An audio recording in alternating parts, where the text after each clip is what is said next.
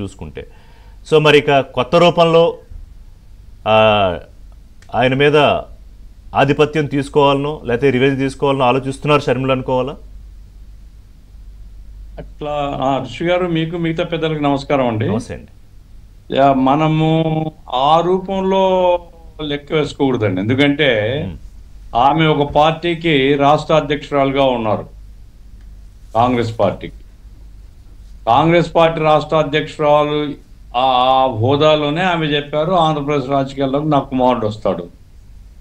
కాబట్టి ఏదో అన్నం మీద కోపంతోనో ఇంకో దానితోనో కాదు, వీళ్ళు ఏమంటే రాజకీయంగా ఎస్టాబ్లిష్ కావాలంటే అది అన్నకు వ్యతిరేకంగా కావచ్చు, లేదా ఇంకో పార్టీకి వ్యతిరేకంగా కావచ్చు, ఎవరికైనా వ్యతిరేకంగా కావచ్చు.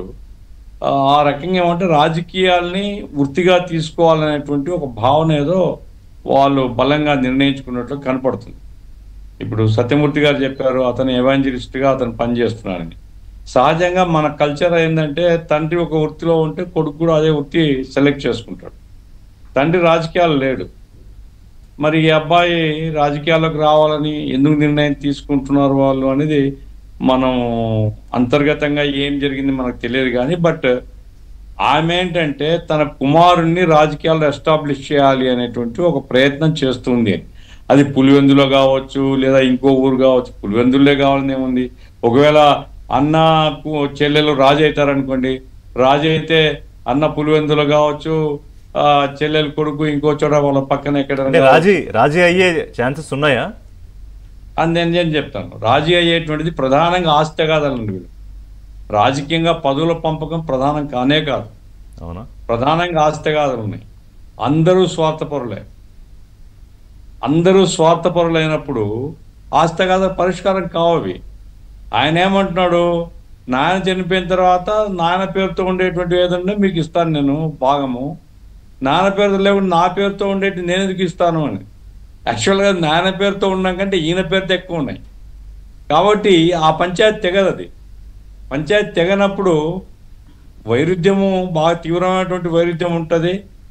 అదే సమయంలో పొలిటికల్గా ఎస్టాబ్లిష్ కావాలి. అన్న మీద పగ సాధించుకోవడం కంటే కూడా రాజకీయంగా నా ఉనికి, నా అస్తిత్వము, నాకు ప్రత్యేక గుర్తింపు లేదా నా కుటుంబము అనేటువంటి ధోరణి ఏదో కనపడుతుంది నాకు. How far it is true అనేది ఫ్యూచర్ తేలాల్సిందే. అయితే ఎక్కడి నుంచి ప్రవేశం జరగవచ్చు? ఒకవేళ ఎన్నికల రాజకీయాల్లో వస్తే పులివెందులే కదా. పులివెందులే కాకుండా ఇప్పుడు షర్మిల గారికి ఇంకో ఊరు గల రాజీ అయి వాళ్ళ కుటుంబం అంతా ఉంటే జమ్మలమడుగో ప్రొద్దుటూరో పక్కనే ఉంటాయి. అట్లా కాకుండా అయినప్పుడు ఈమెకు అంతో ఇంత పరిచయం అనేది పులివెందులో అంటే నా అసెస్మెంట్ సార్ ఋషి గారు, సహజంగా మన సమాజం ఇంకా పురుషాధిక్య సమాజం అండి. కాబట్టి వారసత్వము, తండ్రి వారసత్వం కొడుక్కే చూస్తారు. కాబట్టి వెంటనే ఏదో జగన్ను ఈమె రీప్లేస్ చేయగలుగుతుంది, జగన్ తాత పేరు ఈమె తన కొడుకు పెట్టుకున్నది కాబట్టి తాత పేరు. మీరు అన్నట్టు పురుషాధిక్య సమాజంలో అంటే పొలిటికల్ గా చూసినా కూడా అట్లాగే చాలా ఎగ్జాంపుల్స్ ఉన్నాయి నేషనల్ వైడ్ కూడా.